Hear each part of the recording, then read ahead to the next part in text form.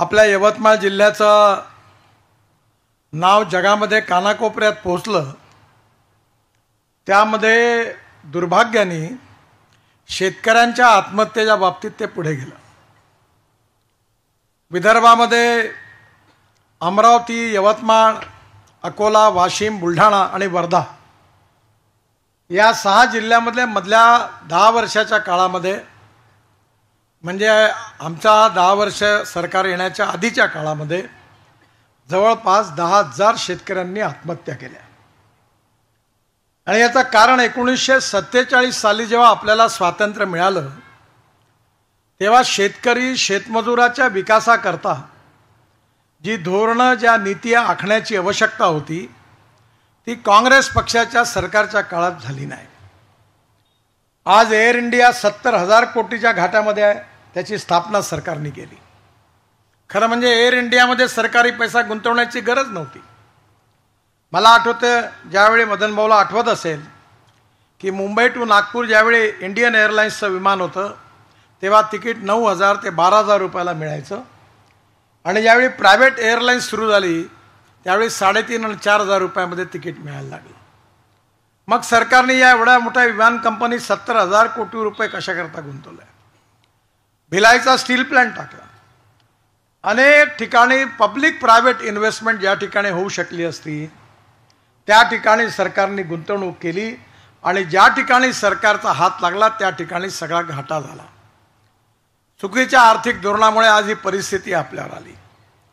गावात जायला रोड नाही आहे, प्यायला पाणी नाही आहे, आणि विशेषतः त्या काळामध्ये ही परिस्थिती होती की शाळेची बिल्डिंग असेल तर शिक्षक नव्हते, शिक्षक होते तर बिल्डिंग नव्हती, दोन्ही होतं तर विद्यार्थी नव्हते, आणि तिन्ही होतं तर शिक्षण नव्हतं। पण 2004 सालापासून तुम्हाला माहिती आहे, मी सतत सांगत होतो की आपल्याला शेतीचा क्रॉप पॅटर्न बदलवला पाहिजे। मी पण शेतकरी आहे आणि मला आज अतिशय आनंद आहे की आपल्या बदलत्या धोरणाचे परिणाम दिसायला सुरुवात झालेली आहे की हा शेतकरी केवळ अन्नदाता नाही, हा ऊर्जादाता आहे।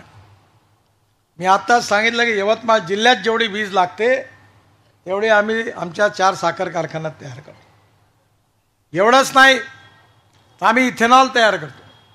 तुम्ही जेवढे लोक यवतमाळ जिल्ह्यातले, विदर्भातले ज्यांच्याकडे पेट्रोलची गाडी आहे, ज्यांच्याकडे पेट्रोलची कार आहे, त्या सगळ्यांच्या पेट्रोलमध्ये आम्ही शेतकऱ्यांनी तयार केलेलं 20% इथेनॉल टाकलेलं आहे। हा शेतकरी अन्नदाता नाही, ऊर्जादाता झाला। ऊर्जादाता नाही, इंधनदाता झाला। आणि आता इंधनदाता नाही तर बिटुमिन तयार केलं आपण। पराठ्या, तुराट्या, ज्वारीचे फणं, बगास 4 कारखाने सुरू झाले। आपल्या देशामध्ये 90 लाख बिटुमिन टन बिटुमिन लागतं, पण आपली कॅपॅसिटी फक्त 50 लाख टनाची आहे। हरियाणा आणि पंजाबमध्ये धान झाल्यानंतर, तांदूळ झाल्यानंतर त्याला परळी म्हणतात, राईस स्ट्रॉला, पॅडीच्या ह्याला तो जाळून टाकतात, त्यामुळे दिल्लीमध्ये प्रदूषण होतं। आता आपण त्याच्यापासून CNG तयार करतोय। 400 कारखाने सुरू झाले देशात, 60 कारखाने सुरू झाले, 400 प्रक्रियेमध्ये आहे। आणि येणाऱ्या काळामध्ये आपला शेतकरी आता अन्नदाता, ऊर्जादाता, बिटुमिन दाता, इंधनदाता, आणि आता तो हवाई इंधनदाताही पण झाला आहे। जो बोलता हूं वही करता हूं, डंके की चोट पर बताता हूं ये होगा, आप विश्वास रखिए। आणि म्हणून आपल्याला शेतकऱ्यांना क्रॉप पॅटर्न बदलवला पाहिजे। आपल्याला शेतीच्या धोरणात फरक केला पाहिजे। आमच्या सरकारने नॅनो युरिया आणि नॅनो मिश्र खत आणलं। मी स्वतः माझ्याकडे वापरलं। माझ्याकडे एका एकरात 11 क्विंटल सोयाबीन झालं, 88 टन एकरी ऊस झाला, 10 एकरामध्ये 885 टन ऊस झाला। कारण काय? तर ड्रोननी स्प्रेइंग केलं। जर आपण एका एकरामध्ये 4 पोते युरिया आणि 4 पोते मिश्रखत वापरलं तर त्यापैकी 75% वेस्ट होतं, जमीन खराब होते, आणि 25% फक्त पिकाला जातं। पण आपण नॅनो युरिया आणि नॅनो मिश्रखत पाळलं तर 2 आणि 2 4 बॉटलमध्ये काम होतं, म्हणजे एका एकरामागे 6,000 रुपयाची बचत। आणि हे जे आपण नॅनो युरिया नॅनो मिश्रखत वापरतो यातलं 25% फक्त वेस्ट होतं, आणि 75% प्लांटला जातं।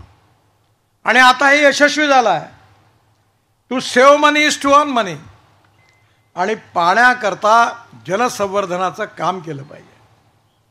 मला सांगताना तुम्हाला आनंद होतो आहे की मी गेल्या 20 वर्षापासून जलसंवर्धनाचं काम करतो आहे. आमचं NGO आहे. वर्धा जिल्ह्यात खूप मोठं काम झालेलं आहे. धावणाऱ्या पाण्याला चालायला लावा, चालणाऱ्या पाण्याला थांबायला लावा, थांबलेल्या पाण्याला जमिनीला प्यायला लावा. गावातलं पाणी गावात, घरातलं पाणी घरात, शेतातलं पाणी शेतात. मी NHI कडनं फुकटामध्ये 1 रुपया न खर्च करता 1000 अमृत सरोवर बांधले. पंजाबराव कृषी विद्यापीठ अकोल्यामध्ये केवळ 450 एकर जमीन पाण्याखाली होती आणि आता तिथे 36 तलाव फुकट बांधून दिले. त्याची माती रस्त्यामध्ये वापरली, अकोला अमरावती रस्त्यामध्ये. आणि त्यामुळे आता पंजाबराव कृषी विद्यापीठाची सिंचन क्षमता 4500 एकर झाली. आजूबाजूच्या क्षेत्रामध्ये विहिरीला पाणी आलं. मी ट्रान्सपोर्टचा मंत्री आहे. तुम्ही डिझेलचं ट्रॅक्टर वापरता. मी आता मागे लागलो की आपण इथेनॉलवरचं, इलेक्ट्रिकवरचं आणि CNGवरचं ट्रॅक्टर आणायचं. मी सगळ्या कंपनीच्या मालकांना बोलावलं. त्यांनी मला सांगितलं की Euro 6चे इमिशन नॉर्म तुम्ही जर लावले तर ट्रॅक्टरची किंमत 1 लाख रुपयांनी वाढेल.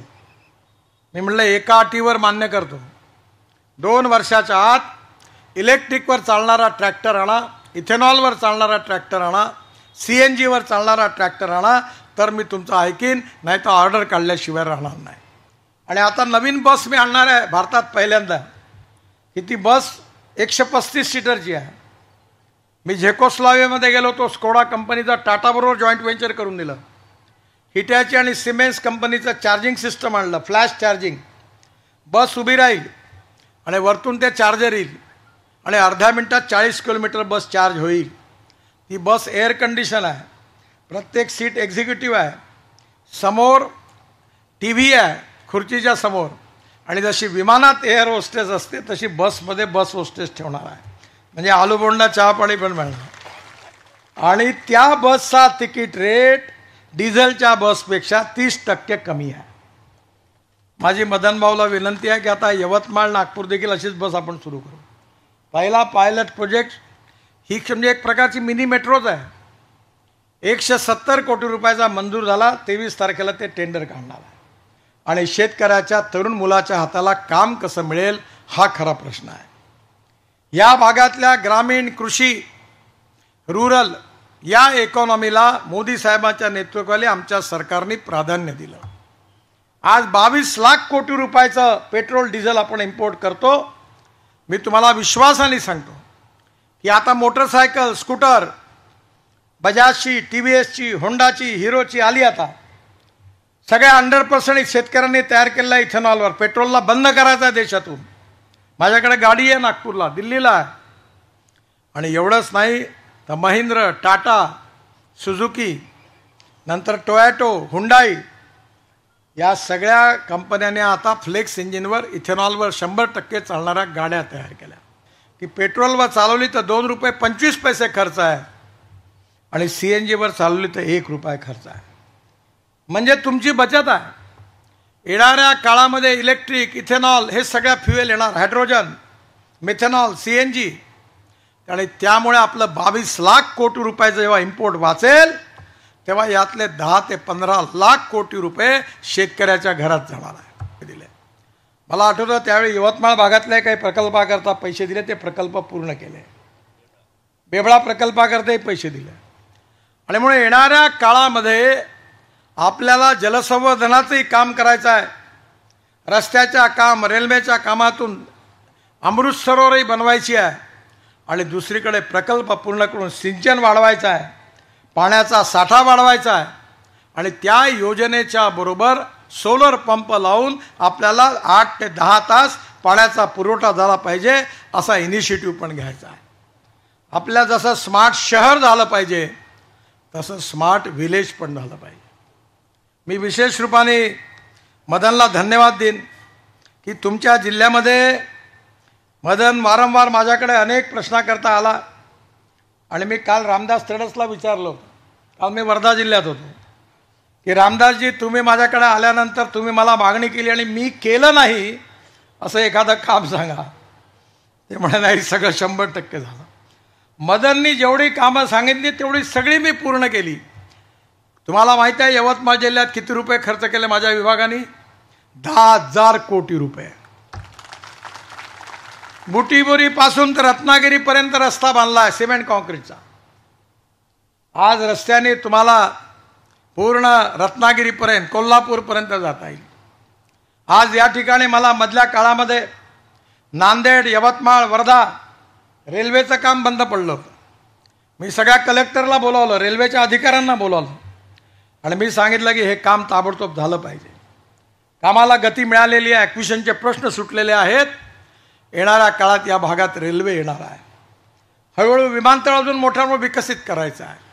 या भागामध्ये उद्योग आले पाहिजे. जर इन्फ्रास्ट्रक्चर डेव्हलपमेंट झाली तर उद्योग येणार आहे.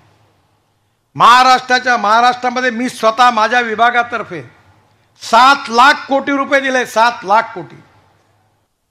मदन भाऊच्या भविष्याचा फैसला करणारी निवडणूक नाही आहे ही. निवडणूक माझ्यासमोर बसलेल्या जनतेच्या भविष्याचा आणि भवितव्याचा फैसला करणारी निवडणूक आहे.